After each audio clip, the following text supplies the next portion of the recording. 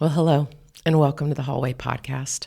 I am your host, Marilyn Mangan, and I am so glad you are with us today. The hallway is the space between what was and what will be. It is the place between leaving and entering. And historically, it has been a place that we have been taught to fear and to rush through. We are hoping to change that. We are here to come together, to tell our stories, to share our space, and to find ways to make a home in the hallway for as long as we are here. I'm grateful to share today's episode with you. Let's get started. Well, hello. Welcome to the hallway. I am Marilyn Mangan. I'm very grateful that you're with us today. I have a very special guest recording with me today, and she is my very kind friend, Ashley Boyd. She is a mama and a therapist and a wife and a friend and an advocate and a deep-hearted ride or die feeler. She's a kind confidant. She gives the best hugs.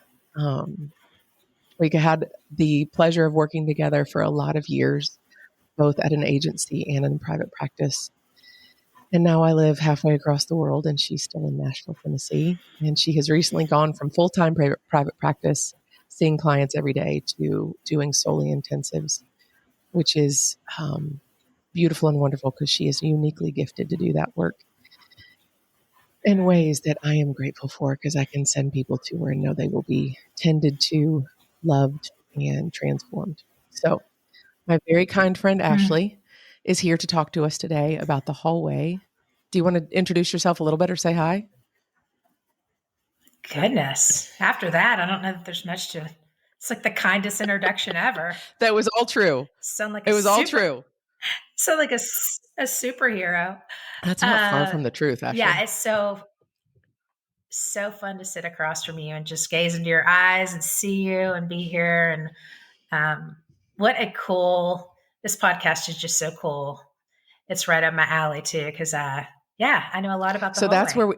have lived there. That's where we should probably start is when we got on. So we caught up for an hour, everybody, before we got on to record. Because, you know, when you schedule in time with a friend and someone else has your kiddos, you're like, hey, how are you?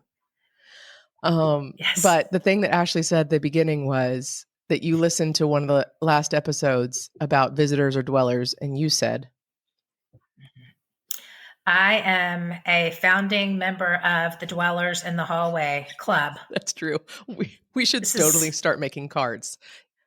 Hallway dweller cards. Founding member. I thought about the concept of the hallway, and that I don't ever remember a time where I didn't feel like I was in it. You know, I grew up as a kid that, I struggled with pretty severe ADHD, and my brain just operated differently. And so I felt like for a lot of my childhood, I didn't fit in, and, grew into adulthood and had periods of time personally and relationships and marriage. And we can get into the specifics of different seasons of me being in the hallway, but realizing that I don't know that it is in my story to not be in the hallway. It's just a place where I have learned to kind of camp out. And so I know one of the things we're going to talk about today is how I've learned to have some joy in the hallway, and it's through play. Yeah. And that's been, I don't ever remember a time in my story where there hasn't been this almost pathological need for me to play. And that started at a really, really early age I remember in my loneliness as a child, I remember reading The Secret Garden and going out in my yard. We lived on 2 lots of land and finding holes where there were frogs and exploring and that providing so much. It helped with the loneliness, but provided so much joy and exploration. And I started riding horses when I was young too, there was a moment in my 40s where I began riding horses again after in the middle of a hallway season. But just wanting to talk and explore this concept of playing in the hallway. So I'm glad So we're let me talking ask you about it. this. I have two questions. One is, can you define what you mean by play? And it's Mhm. interesting to me that you say like it's always been there for you. So it's not something you had to grow, it's something you had internally.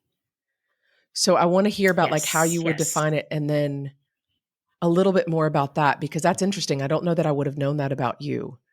I think I would have Mhm. thought because it's not something internal for me that is easy. I would have thought you cultivated it. Mhm. So it's so interesting to me that it's something that you've always had. So those are my two questions. Mhm.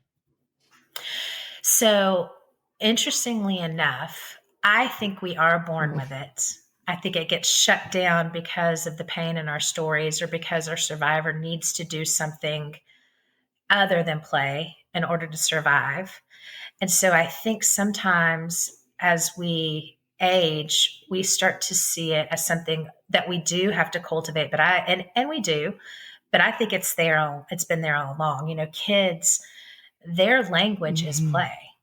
As therapists, we talk about play therapy being Right. effective because that is their language.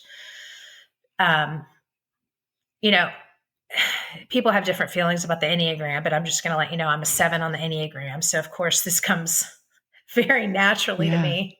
Sevens love to play. Um, so, it has not had to be cultivated as much as making sure that I carve out time Mhm. for it because as an adult, there's so many demands. When you have kids, you're putting their needs, to some degree above yours at Yeah, sure. times. Um, Professionally, we've got clients that there's just Yeah. competing needs. So for me, it was not about having to recultivate it as much as it was Yeah. protect it and fight for that time. Um, as a kid, I can tell you, I grew up on roller skates. I grew up on Yeah. bicycles. I, grew up, like I said, in the yard. I grew up on Mm. horses. And I think that those were natural dopamine producers Sure. for me. And the beauty of that is like we have access Mhm. to that. And it's going to look different for different people. As adults, sometimes play is creating, it's art, it's gardening, we play a lot of games in our house, some of which we create on our own, and some of which are card games or board games. And I was thinking about this. I want to just share this really quickly. It is not lost on me that the house that we live in, what drew me to this house, it's a ranch style house, is that it has the longest Mhm. hallway. That's so true. I hadn't thought It's my it is favorite. so long. And the reason why I saw that hallway and all I could think about is all the things that we could do in that hallway. So for me, for in Nashville, for you guys who don't know, like there are months of dark, dreary winter days. Sometimes it like the sun will set at Mhm. 4:30. And in our home, that hallway became a place of roller skating, hoverboarding, throwing balls, the dinks and the chipping of the paint and all the things that have occurred in that hall. And it's like, this is a space of play when there are dark, hard Yeah. days. And Wow. yeah, I love that Mhm. hall. Um, so part of learning to love or be at least comfortable in the hallway for me has been play. Um, and I just want to encourage whoever's listening, like there is play Mhm. in you. There are things that can make you feel alive. If you know those things, I want you to fight for them. If you don't, let's start Yeah. exploring. So I love part of what you've just said is like whether we realize it or not, we all knew how to play. It's kind of like I Mm-hmm. talk a lot about like if a kid doesn't know how to tell you what he or she needs, it's because they stopped. Yes. So this feels the same. And so for those of us, me, who have a harder time, it's more probably about like rubble moving and relearning, like rediscovering, Yes. as opposed to I Yes. never knew it in the first place. That's And for exactly it. someone like It you is. who has, because all the things you mentioned, like roller skates, bikes, horses, all of those things were present for me as a kid. And for you, though, you have always, and are probably, like you talked about, identifying as a 7 on the Enneagram, like this is just part of how you're put together. But you have Yes. continued to hold on to it. And though, when you get in seasons that are darker, you have to protect it and fight for it. So that might be part of Absolutely. it too, is people kind of realizing where they are. Like, do they, move more toward you or more toward me or somewhere else? Because that'll let you know where you are, to know what you need to do to be able to cultivate play. Yes. Yes. Yes. Beautifully said. So tell me, for you, just tell me about play. For somebody like me who's like, but I get so many things done, Ashley. Yeah. Yeah. What I would My say, to-do that's list is so not funny playing. you Is that what say you're that. telling me? I would say that we oftentimes view play as unproductive. And just like when we talk about caring for self, and we have to have sort of a paradigm shift where we realize that in order to be productive, we have to have Yeah, care for absolutely. self. I would say that play is a part of caring for self. And so I'll just give you an example. One of the hallways that I lived in for a really long time was that my mom was diagnosed with Alzheimer's in her 50s. And because it was early onset, on the front end, we thought this is going to be a fast process. And then it became a 17 to 18-year process, which is a really, really long time. She lived across the street from us for a while, we've lived very close and been an active part when she was living of caring for her. And when I turned 40, I decided, you know what, in order to find some joy and relief from this day in and day out pain, I'm going to start riding horses again. So I was like, I'm going to find somebody and I'm going to start taking lessons again. So I start riding horses again. It brings so much joy. Just a glimpse of when I'm on a horse, I'm not thinking about anything else but riding that horse. So I think sometimes we think play is a distraction, and I really think that it puts us in our body and present in a way that other things don't. So I'm not thinking about my to-do list. I'm just being present on that horse. So jump forward a little bit, and another hallway that I sat in was the trauma, the grief, and then so much anger around one of my dear friends was murdered. And I, at that point, was like, I'm not just going to ride a horse. I'm going to freaking buy a horse. And that horse carried me through the very long, long, dark hallway of questioning, faith crisis, anger. And when I was on that horse again, I didn't think about that, because all I thought about was, what does it feel like in my body to be on this horse? There was something that connected me to myself without the backdrop of pain, which, by the way, that doesn't go away. I'm not escaping it. I'm just finding some joy and relief in the midst of it.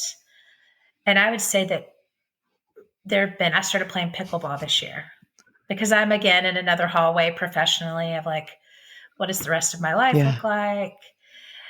And I play an ungodly amount of pickleball. I'll be honest. I'm going to need some pictures of you in your pickleball outfit, please. I know. It's a whole I really thing. want to see it. I wear a headband, like a sweatband. It's like a whole thing. But it brings me so much joy. And I do think that there's a part of it that's like, it's appropriate dopamine in order to sustain the waiting. Waiting there's suffering involved in waiting. So when you talk about play, there's more that needs to be in this sentence. So I'm going to kind of like hit it to you. It's something like where the thing that you're doing brings you joy and allows you or encourage you or invites you to be fully present. Yes. In a way that you oftentimes are not in day in and day out life. It's almost like a space where you allow yourself to move in different ways, to think in different ways, to explore in different ways that you don't in your typical, checking off the list, getting dinner on the table. Yeah, and the truth is, if we talk about just physical, emotional, spiritual health, if we talk about, blue zones or however you want to talk about people that live fully for long periods of time with joy, this is part of what they have in their life. And then it gets even cooler because then you can learn to play with others too, which brings a whole nother component of relationship and connection and laughter, banter. And some people, there are ways that I play absolutely just by myself. And then there are ways that I incorporate people into that. But it's just a reprieve from the day in and day out. And it works your body and your brain in ways that you typically don't. It's interesting. One of the things that came up when you were talking about being on the horse, I haven't ridden in a really long time, so I can't remember. I think that was true, but it's been 30 years, maybe longer. But the thing I do remember is after Michael was born, Anthony and I had just like a night in downtown Nashville. Like we got a hotel room, went to dinner with some family that was in town. It was really lovely, but we spent the whole afternoon. Anthony's parents had Michael, and we got on the motorized scooters that were downtown. And as you know, I used to have a dirt bike in my early 30s. Yes. Which is just a little more dangerous of a choice. And what I really loved about having a dirt bike was just going very fast from point A to point B, turning around and going very fast back. Like I didn't want to do hill climbs. I didn't want to do tricks. I just wanted to go fast because I couldn't think. So that's the same thing on those scooters. It's the same thing. It is. It's a feeling of like the wind blowing through your hair and the moving at a pace that you don't typically move, through life. You don't move at that pace. It's the same thing when you get on a bike. It hits a part of you where you are seeing things from a different angle, position. There's something about the wind and the movement that it produces joy. It makes you feel young in a way that is beautiful. Not young in a painful way, but young in a, I know this. I remember this somewhere in there. So what would be like let's talk about some other ones. I'm not telling you that I'm going to use you for free friend therapy right now, but sure, we're just going to go with that. Yep. I would say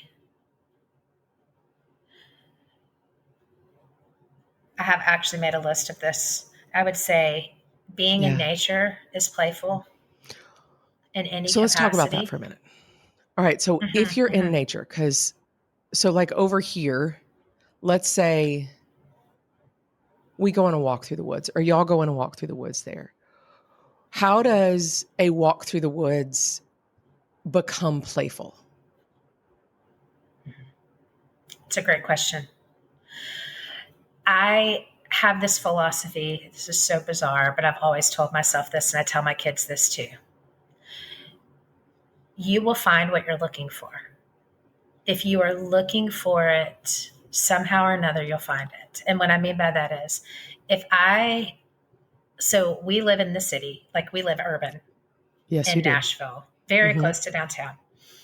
And so I have lots of choices when I go to our park. I can stay on the concrete, or I can go down these trails that are not concrete, that are a little more, I would say, Mm-hmm. woodsy. And I, to some degree, will play with, I will get into play by saying, what do I want to Mm. see? And can I set my eyes to look for it? And sometimes it's, I want to see a fawn. I'm not kidding you. If my eyes, to some degree, if I set my eyes to see it, I Hmm. will see it. I want to see, if it's a dreary, it's deciding. I can play with that. Of I want to know what it feels like to have. I want to feel the rocks underneath my feet. I want to feel like I'm choosing what sensory. I guess that's what I would say is it's engaging your senses in a way that is Yeah. playful.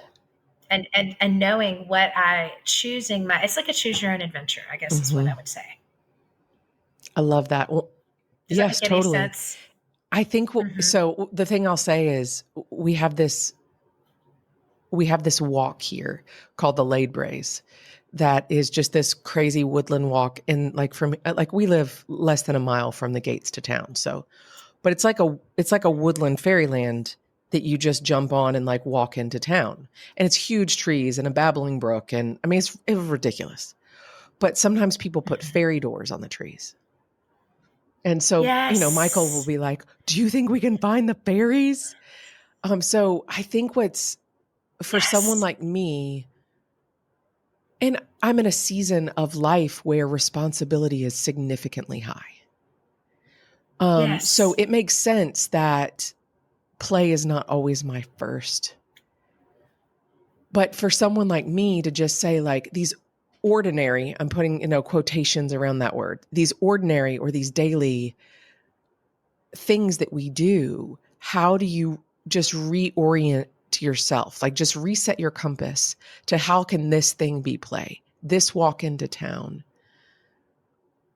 Um, so let's do that with a couple other things. Like that is like transformational for me. Yeah. I have a great, can I say Yes. something to that? So if I were on that walk, and again, this somewhat just comes naturally for me, is I'm gonna pick up a stone and I'm gonna try to skip it and see how many times it can skip. And we do that. We do that and And we do pine cone races on this little waterfall. So we do those yes, things. yes. And sometimes though, I'm counting how long until we need to go. Because I Mm, have to get to, mm, back to go get to work or, whatever the thing is. And so I mhm. think for me, it would be the thing of how do I stay present in this thing Yeah, and turn yeah. off the responsibility for a period of time. Mhm, And I think mhm. that's going to feel real Well, for I a can lot of people because that's where we all live, right? Is like, how do I stay fully present in this thing when the weight that is on my shoulders is real? yes, and I will say that to some degree, this is a blessing and a curse, but I don't live on the time-space continuum very well. So my friends are asking me, how am I going to get Ashley off the trail in enough time to meet me when I need to be when she needs to Right. be there, which is, that's on me. So it may be like I'm not thinking about getting off the Hmm. trail, which is beautiful in some ways, and also that's problematic when you have to live in a world where you have to be somewhere at a certain time. And it may be just setting a timer. I mean, like if you know you need to be off by this time, you go, I'm not going to think about it, but I'm going to set a thing that goes off so that I know, okay, it's time to stop. So that our brain is not continuing to follow up with, it gives us a little bit of respite from being on the time space Yeah. continuum. Okay. Give me a couple other examples. Yes. A Yes. play. Okay, this is perfect. Um, During the pandemic, we spent a period of time in Florida. And where we were, there was nobody there. It was just our family.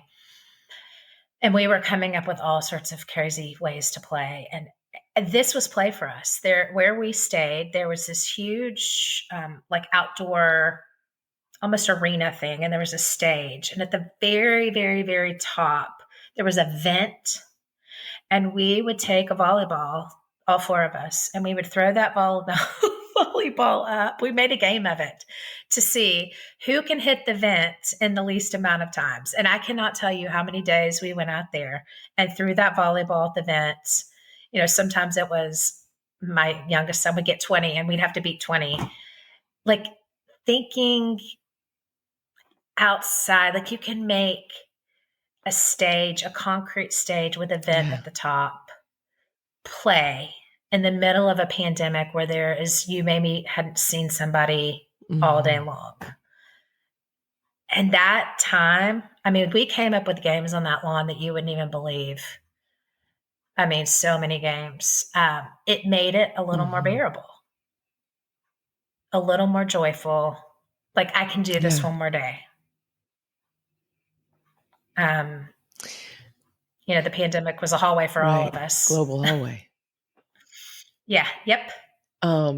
Yes. One of the things, so as you know, I'm trying to convert the whole world to cold water dipping. Are you starting to do it? Oh, I do it. I'm actually doing it at 5:00. I'm today. so excited for you. I do it every Sunday. And I wear a trucker hat that says Sundays on it every single time I dip, because it's like, this is my best. Oh, I love it so much. So we have a group on our street. We just have a huge metal tub. We fill it up with water. We put ice in it, and we all pick a song, and we encourage each other. And every Sunday, 5:00. I love this so much. It's the best thing. So even in that for you, like the hat, the song, the community, how you encourage each other. Yes, yes, yes. Play, play, play, play. Resetting your brain, giving yourself natural dopamine. I mean, we're getting it one way or another, whether it's shopping, alcohol, social media. It's like, what if we could get it in a way that was like sustaining and life-giving, and like, not that those things are bad. I'm not saying that. I'm not categorizing it, but there's a way in which we may have to get a little more creative in order to experience joy. What's interesting is for me, typically getting in, I go most of the time right now, I go with my precious friend Haley on Tuesday mornings. It's like, you know, unless I told her today, I was like, unless I'm sick, which I was last week, I had the norovirus. Unless I'm sick or there is such wind raging that we physically cannot walk into the water, I'm going. And so, you know, we've been doing it. I've been doing it for like a year exclusively. Like, so I make the joke that if I can go 2 or 3 times a week, like I could figure out world peace. Yes. But there was a time, I don't know, a couple months ago, we were going with our friend Tessa, and it was a day where we had to go to East Sands, which is a little harder because there are waves. And that day, the waves were just like intense. It was a full contact sport. And I was like, but I needed it so bad that I was like, I'm doing this. And so we get in there, and Haley's better about like getting in and going for it. And I very much take my time. But on that day, it's like, you're there. Here we go. But we ended up, it was also a beautiful sunny day. We ended up playing in the waves for like 45 minutes. You know, the water's like, I don't know, 45 degrees. And we're just playing in the waves. It was so much fun. And it was interesting that I noted, like, there are days where it's like church. Like, I feel like I go to church with Haley on Tuesday mornings. And then there are days when, like that one, it was play. And it felt different neurochemically than on the days when it's church. It was crazy. Yes. Yes. Okay, let's talk about a couple others, because I want to give people as many examples as possible. So, yeah, I think that it's hard because I think sometimes we think about play, automatically we think about, I think when I say play, it's like, oh, children play. Oh, people that play sports play. Well, some people are like, sports aren't my thing. Totally get it. I think that there are different, like, we have become, like I said, big time gamers. And what I mean by that is we play Scrabble, which I know sounds super nerdy, but we do a lot I love of this so Scrabble. much. We've gotten into Monopoly and Snakes and Ladders in our house. Yes, yes, yes. We found a new game called Quiddler that I love, which is like a little word game. We play, oh my gosh, what is the name of that game? Perimenopause moment. Oh, Code Names.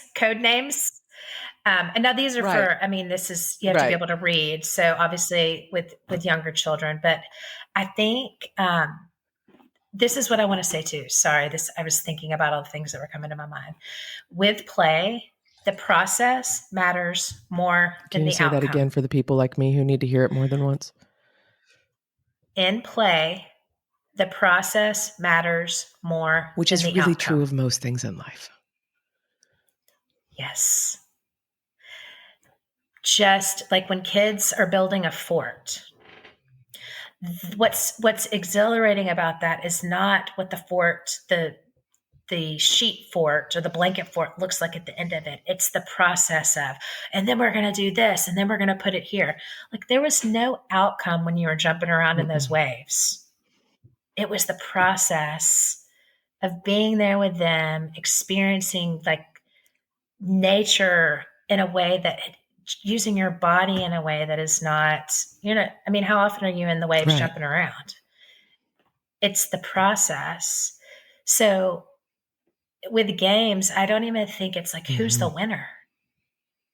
It's the process. So I would say anything that gets you into your body, whether that be art, music is play, dance is play. We dance a lot. Like, if you come to our house, I sound like I'm making myself sound like I'm the most fun human being on the planet, and I'm not, but like, we just practice this a lot. There's music when we're making dinner, and there is silliness and dancing. That's play. And it's an easy form of it. I would say nature, gardening. If you have a garden, even going out and saying, how do I want to create an arrangement? Like, what do I feel like today? Do I want, there's something playful about that. It's interesting. This year I didn't have space. I have 2 raised beds kind of outside of our kitchen. And I didn't have space this year. We had strawberry plants that lasted through the winter. So I just kind of let them have their day in one of the beds. And the other one was empty. And I was like, I don't have space to do vegetables this year. Like, we're just going to buy from the grocery store. But I had all these like flower seeds that I'd been collecting that I was like, I'm going to, make a plan and grow these, blah, blah, blah. And so I just took the ones that were like, you can sow them. And I think it was in like the beginning of May, April or May. You can sow them into the ground in April or May. I was like, great. I just dug out lines and just like dropped them all in, covered it up, and just kept watering it. And now we have flowers. Do I know what they are? No, because I lost the packets. So I don't know what they are. I mean, I know what some of them are because I can tell, but like some of them are growing. I was like, I have no idea what this flower is. Not a clue. And that for me was play. Like, I don't have space to plan this out, but I love looking out my kitchen window, doing dishes and looking at all the green and the petals, and it makes me happy. And some of them I cut and some of them I just leave because the bees really love it. I'm like, I'm just going to leave them for the bees. Yes. The bees are very happy. Yes. Watching them play around it. And when I was thinking about you, I was thinking about dirt bikes, and I was thinking about the fact that you were a florist. And I was imagining you when you put together arrangements, there's something playful about that. What catches your eye? What feels, even thinking about the type of mood that you want to set, or the stage you want to set in an arrangement. Like, I was imagining you, there's play in that. It's funny. Sometimes when I'm arranging flowers, especially when I used to at my parents' house do like big arrangements for parties, I would be in the garage, which is, in Florida in summer, hot. I'd be in the garage with the card table up, just like a square card table with like the big vase or whatever in the middle. And I would be able to walk around it, it would take me like hour, 2 hours. Mhm. And sometimes I would close my eyes. Like I would know where a flower needed to go, but I could feel it more than I could see it. Mm, mm, I miss making arrangements that are that big. mhm. Yeah, that's Hmm. play. And I think when you were talking about gardening and cooking, I was thinking about that earlier. I think gardening with joy, cooking with joy, and sometimes we can't, right? Like we have to feed our families. Like we have to feed them dinner every night. Like someone should have told us that before we Yeah, decided to become adults. right. Yes, and that sometimes that you would be doing that with somebody Mhm. screaming the Or whole I don't entire like time. that. Oh, I just created it from Yeah. scratch for the last, 2 hours. Mhm. Great. Oh, you want a peanut butter Yeah. sandwich with Yep. marmalade on it? Awesome. Fantastic. Yep. So, but when you're cooking with joy, like that feels different. Like I told you, my Mhm. mom's here and we all got the stomach bug this week. She was the last one to get it. So yesterday I had space, I had time. So I made homemade chicken vegetable noodle soup. It was so Mm, good, but I really enjoyed it. mm, It didn't mhm, feel like making dinner.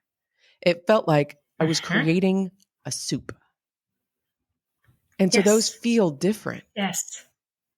Hmm. It is. It is. There's something about it that, and for me, there's something about putting on music and having, like, it's almost, it's a trick and it's not a trick. Are there ways that we can trick ourselves into going, I'm going to enjoy this Hmm. experience, but it's really not. It's just that we're bringing something into it that feels more Hmm. life-giving. Whether it be music or having someone come in and visit with you. There's just something about breaking up the monotony of the hallway that I think Hmm. play does. And I think we have to think outside the box of what play is, because it's different to some degree. It's going to be different for Hmm. each of us. And what we have access is going to Hmm. be Think different. it, Like, not everybody can get right. on a But that's horse. part of why it's so good that you brought up music and dancing, because we know so much in terms of the nervous system and groundedness with dance and with music. And that's available to pretty much anyone. I mean, even if the electricity is completely off, you can hum yourself a tune. That's right. So, and that's a good reminder for me because that's not a go-to for me, but it's something that I really enjoy. My youngest also is, we're very, very similar. And one of the things I love about him more than anything else is the second he gets out of bed, he whistles. He's a Hmm. whistler. I can hear him in the shower whistling, whistling. And I'm like, that is just, he just oozes joy. But he moves about in life, moves about his day with play all day long. It's it's just an interesting, it's actually a joy to be able to Hmm. watch him. For you, with clients, what has it been like to watch them re-engage with play? I'm so glad you asked that question. So I'm not giving any identifying information right now, but I saw a woman who has spent a lot of time in the hallway. We did all sorts of different work, um, hard work. And at some point, I said, what do you just love?" And she said, "I miss tennis so Hmm. much." And I said, "I know that your life is super complicated. I am begging you to carve out time for tennis." And so about a month later, she came in and she said, basically, I just paid you for months and months and months of therapy when you could have just told me I need to go play tennis. And I was like, pretty much. All better. She's like, that's the best piece of Hmm. advice. That right there has been the piece de resistance, is like, I just needed to start, I just needed to play tennis. Um, and things really started shifting for Hmm. her. So I think that is, I definitely incorporate that into the work that I do Yeah. with clients, is what does it look like for you to re-engage with play? And again, it's there. What obstacles, like you said, do we need to evaluate and start moving in order for you to come back to that place, to re-engage? It's interesting when you were talking, what came up for me is that sometimes, depending on how we're wired or what we carry, there's this feeling of, I think, like, I'm going to try to figure out how to put this because it's kind of like on the tip of my brain. What I'm carrying is too heavy to set down to be able to play. And so just that feeling of like giving yourself maybe not just permission, but like the reminder that what you set down and what you pick back up may be different because you've given yourself space to play. Because sometimes, especially you and I talked about before, we got on here, like there's a cost to the work we do. And there's a carrying of things. That is wearying. And so we care about, I think, things going on in the world because we see the effect of them in the people that we walk alongside.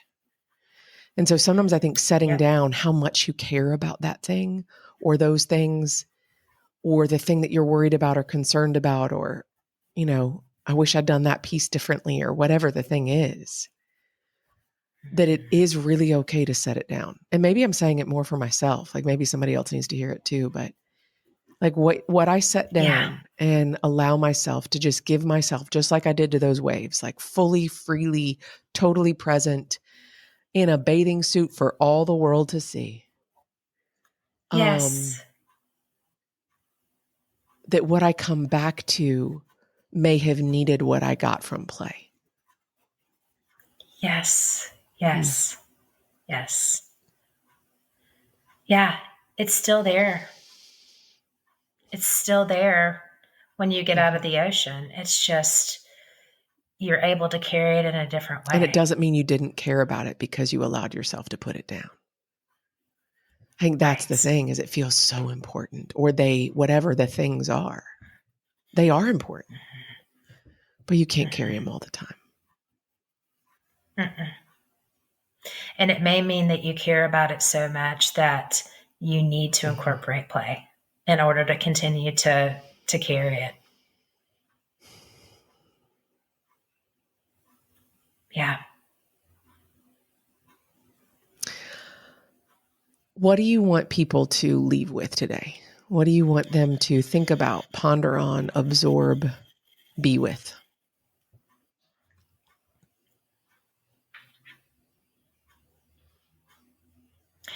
I think knowing that you are worth being curious about play and what that looks like for you, first and foremost. Because the truth is, like, you're right, we don't have to know. And sometimes there's shame that comes with, I don't even know what that would look like for me. Yeah. That's okay. We're just stepping into curiosity about it. So knowing you're worth being curious about what play would look like for you, and also knowing you are worth carving out whatever time or space is needed in order to enter into that. And that you're right. It doesn't mean, like, I want to be really clear. This talking about play is not in order to get out of the hallway. It does not get us out of, or move us out of the hallway. It just allows us to dance and have a little more joy in the hallway. So you're right. We're carrying heavy, heavy loads, many of us. And playing doesn't mean we don't care about that. It's giving ourselves the freedom to have to ease some of the suffering so that we can carry it a little longer. Or we can put the parts down that we don't need to carry anymore.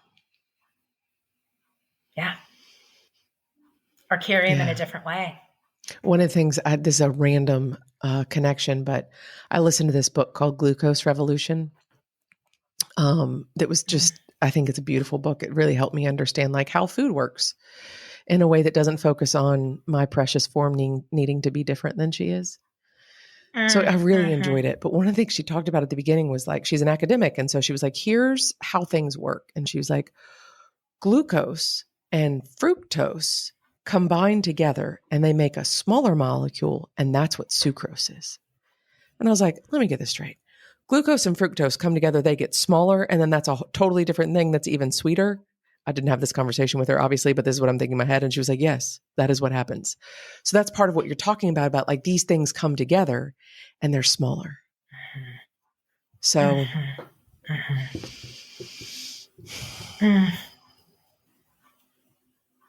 thank you for today. So good. There's a very large possibility we did this episode just for me.